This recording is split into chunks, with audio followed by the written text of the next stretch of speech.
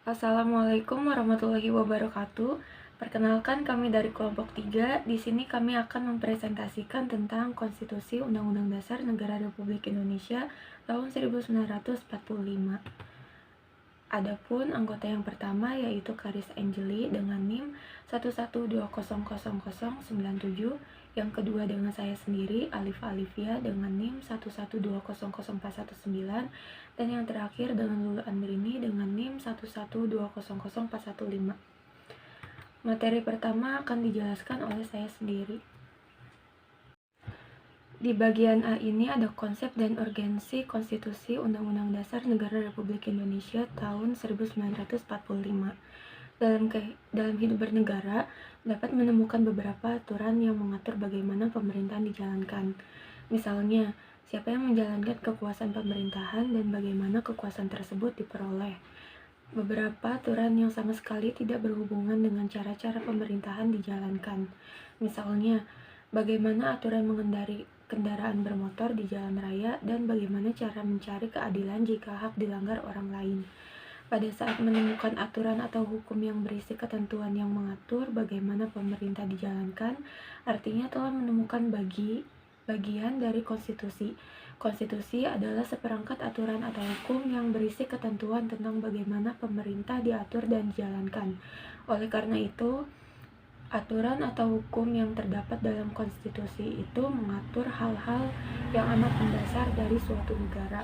Maka konstitusi dikatakan pula sebagai hukum dasar yang dijadikan pegangan dalam penyelenggaraan suatu negara. Istilah konstitusi dikenal dalam sejumlah bahasa. Misalnya dalam bahasa Perancis dikenal dengan istilah constituer. Dalam bahasa Latin atau Italia digunakan istilah constitutio. Dalam bahasa Inggris digunakan istilah constitution. Dalam bahasa Belanda digunakan istilah constitutie. Dalam bahasa Jerman dikenal dengan istilah Verfassung. Sedangkan dalam bahasa Arab digunakan dengan istilah Masyrutiyah. Konstituer dalam bahasa Prancis berarti membentuk atau pembentukan. Yang dimaksud dengan membentuk di sini adalah membentuk suatu negara. Konstitusi mengandung permulaan dari segala peraturan mengenai suatu negara, atau dengan kata lain, bahwa konstitusi mengandung permulaan dari segala peraturan mengenai negara. Pembentukan suatu negara atau menyusun dan menyatakan suatu negara, dan sebagai peraturan dasar mengenai pembentukan negara. Merujuk pandangan Lord James Bryce, yang dimaksud dengan konstitusi adalah suatu kerangka negara yang diorganisasikan melalui dan dengan hukum, yang menetapkan lembaga-lembaga yang tetap dan mengakui fungsi-fungsi dan hak-haknya. Pendek kata, bahwa konstitusi itu menurut pandangannya merupakan kerangka negara yang diorganisasikan melalui dan dengan hukum, yang menetapkan lembaga-lembaga yang tetap atau permanen, dan menetapkan fungsi-fungsi dan hak-hak dari lembaga-lembaga permanen tersebut. Sehubungan dengan itu, C.F. Strong yang menganut paham modern secara tegas menyamakan pengertian konstitusi dengan undang-undang dasar. Rumusan yang dikemukakannya adalah konstitusi itu merupakan suatu kumpulan asas-asas mengenai kekuasaan pemerintahan, hak-hak yang diperintah, dan hubungan antara keduanya atau pemerintah dan yang diperintah dalam konteks hak-hak asasi manusia. Konstitusi semacam ini dapat diwujudkan dalam sebuah dokumen yang dapat diubah sesuai dengan perkembangan zaman, tetapi dapat pula berupa a bundle of separate laws yang diberi otoritas sebagai hukum tata negara. Rumusan C.F. Strong ini pada dasarnya sama dengan definisi Bolingbroke. Bagian B, perlunya konstitusi dalam kehidupan berbangsa dan negara Indonesia. Dari kegiatan menelusuri konsep dan urgensi konstitusi bagi kehidupan berbangsa dan bernegara, dapat menemukan persoalan dalam membentuk pernyataan. Contoh-contoh pertanyaan. Contoh-contoh pertanyaan sebagai berikut. Yang pertama, mestikah setiap negara memiliki konstitusi? Bagian A, jika iya, untuk apa konstitusi itu diperlukan? B, adakah negara yang tidak memiliki konstitusi? C. Jika ada, apa yang akan terjadi dengan kehidupan negara tersebut? Kedua, jika konstitusi itu sedemikian penting, bagaimana wujudnya? A. Apa materi muatannya? B. Apakah konstitusi itu selalu tertulis? C. Jika tidak, negara manakah yang memiliki konstitusi tidak tertulis? D. Apakah konstitusi demikian itu efektif dalam mengatur kehidupan berbangsa dan bernegara? Selanjutnya akan dijelaskan oleh Karissa. Saya Karissa Anjeli dengan NIM 11/2097 akan melanjutkan presentasi di bagian C, yaitu sumber historis, sosiologis, dan politik tentang kehidupan berbangsa negara Indonesia. Menurut Hobbes, manusia pada status naturalis bagaikan serigala. Hingga timbul adagium homo homini lupus, man is a wolf to his fellow man. Artinya, yang kuat mengalahkan yang lemah. Lalu timbul pandangan bellum omnium contra omnes, perang semua lawan semua. Hidup dalam suasana demikian pada akhirnya menyadarkan manusia untuk membuat perjanjian antara sesama manusia, yang dikenal dengan istilah factum unionis. Selanjutnya, timbul perjanjian rakyat menyerahkan kekuasaannya kepada penguasa untuk menjaga perjanjian rakyat, yang dikenal dengan istilah factum subjectionis. Dan di sini ada pertanyaan-pertanyaan yang menyangkut dengan video presentasi kami, yaitu mestikah setiap negara memiliki konstitusi? Kedua, untuk apa konstitusi diperlukan? Dan yang ketiga, apakah ada negara yang tidak memiliki konstitusi? Dalam bukunya yang berjudul Leviathan tahun 1651, ia mengajukan suatu argumentasi tentang kewajiban politik yang disebut kontrak sosial yang mengimplikasikan pengalihan kedaulatan kepada primus inter pares yang kemudian berkuasa secara mutlak atau absolut. Primus inter pares adalah yang utama di antara sekawanan atau sekumpulan atau orang terpenting yang menonjol di antara orang yang derajatnya sama. Negara dalam pandangan Hobbes cenderung seperti monster Leviathan.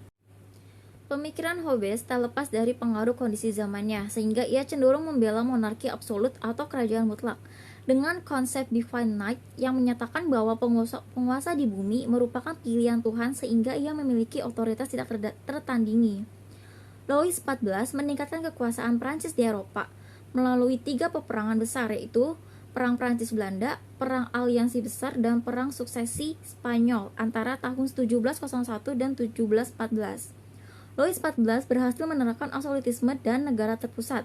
Ungkapan "Le état est moi", negara adalah saya, sehingga sering dianggap berasal dari dirinya, walaupun ahli sejarah berpendapat hal ini tak tepat dan kemungkinan besar ditiupkan oleh lawan politiknya sebagai perwujudan stereotip absolutisme yang dia anut.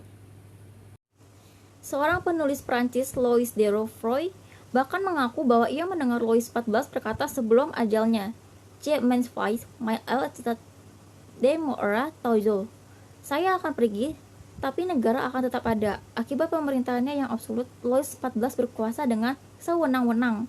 Hal itu menimbulkan kesengsaraan dan penderitaan yang luar biasa pada rakyat. Sepeninggal dirinya, kekuasaannya yang mutlak dilanjutkan oleh raja-raja berikutnya hingga Louis ke-16. Kekuasaan Louis XVI akhirnya dihentikan dan dia ditangkap pada revolusi 10 Agustus. Dan akhirnya dihukum dengan guillotine untuk dakwaan pengkhianatan pada 21 Januari tahun 1793 di hadapan para penonton yang menyoraki hukumannya.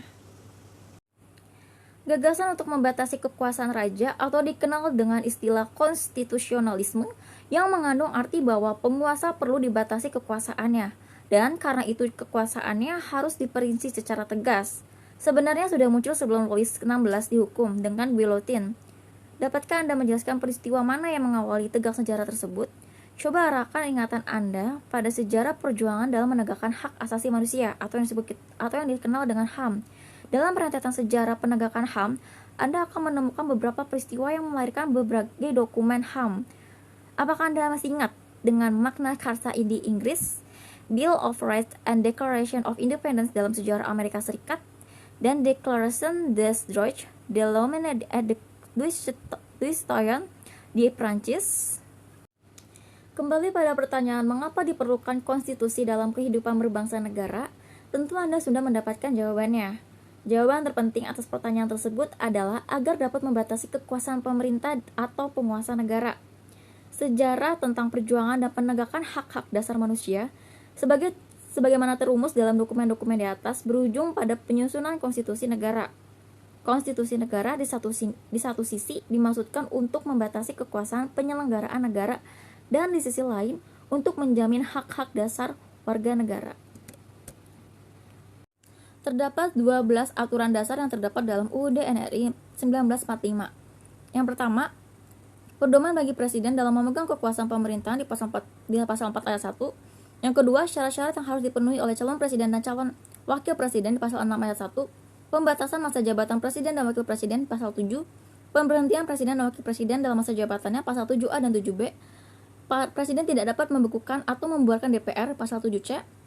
Pernyataan perang, membuat perdamaian dan perjanjian dengan negara lain pasal 11 ayat 1 ayat 2 dan ayat 3. Menyatakan keadaan bahaya pasal 12. Mengangkat dan menerima duta negara lain di pasal 13 ayat 1 ayat 2 dan ayat 3.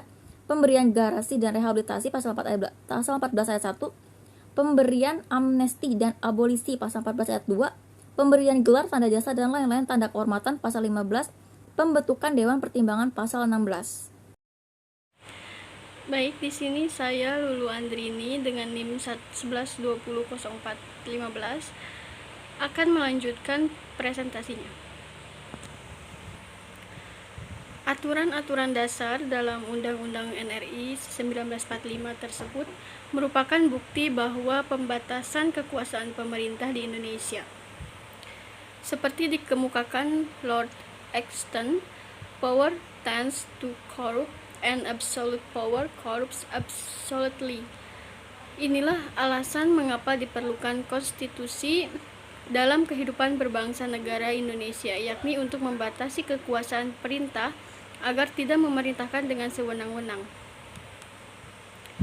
Bagi mereka yang memandang negara dari sudut kekuasaan dan menganggap sebagai organisasi kekuasaan, maka konstitusi dapat dipandang sebagai lembaga atau kumpulan asas yang menetapkan bagaimana kekuasaan dibagi di antara beberapa lembaga kenegaraan, misalnya antara badan legislatif, eksekutif, dan yudikatif.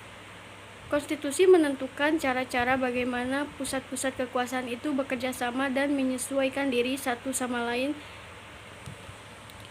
serta merekam hubungan-hubungan kekuasaan dalam negara. Konstitusi dapat berupa hukum dasar tertulis yang lazim disebut Undang-Undang Dasar dan dapat pula tidak tertulis. Berdasarkan uraian di atas, maka kita mempunyai dua macam pengertian tentang konstitusi, yaitu yang pertama, dalam arti sempit, konstitusi merupakan suatu dokumen atau seperangkat dokumen yang berisi aturan-aturan dasar untuk menyelenggarakan negara. Yang kedua, dalam arti luas, konstitusi merupakan peraturan baik tertulis maupun tidak tertulis yang menentukan bagaimana lembaga negara dibentuk dan dijalankan. Selanjutnya, yang bagian D, dinamika dan tantangan kehidupan berbangsa dan bernegara. Pada pertengahan 1997, negara kita dilanda krisis ekonomi dan moneter yang sangat hebat. Akibat dari krisis tersebut adalah harga-harga melambung tinggi, sedangkan daya beli masyarakat menurun. Menyikapi kondisi tersebut, pemerintah berusaha menanggulanginya dengan berbagai kebijakan. Namun kondisi ekonomi tidak kunjung membaik. Krisis yang terjadi meluas pada aspek politik. Maka timbullah krisis kepercayaan pada pemerintah. Gelombang unjuk rasa secara besar-besaran terjadi di Jakarta dan daerah-daerah. Unjuk rasa tersebut dimotori oleh mahasiswa, pemuda, dan berbagai komponen bangsa lainnya. Pemerintah sudah tidak mampu lagi mengendalikan keadaan, maka pada 21 Mei 1998, Presiden Soeharto menyatakan berhenti dari jabatannya. Berhentinya Presiden Soeharto menjadi awal era reformasi di tanah air. Pada awal era reformasi atau pertengahan 1998 muncul berbagai tuntutan reformasi di masyarakat, yaitu berupa tuntutan reformasi itu adalah A. Mengamandemen UUD NRI 1945, B. Menghapus doktrin Dwi Fungsi Angkatan Bersenjata Republik Indonesia, C. Menegakkan supremasi hukum, penghormatan hak asasi manusia atau HAM, serta pemberantasan korupsi dan nepotisme atau KKN.